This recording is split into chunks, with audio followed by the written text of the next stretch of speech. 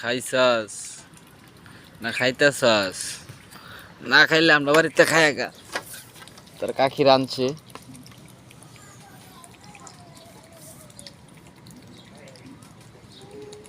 দেখেন হাঁস কিভাবে কি সুন্দর করে খাচ্ছে।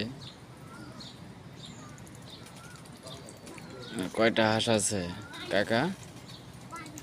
দুইটা, তিনটা, চারটা, পাঁচটা, ছয়টা হাঁস আছে। এটা একটা লেচু বাগান দেখেন।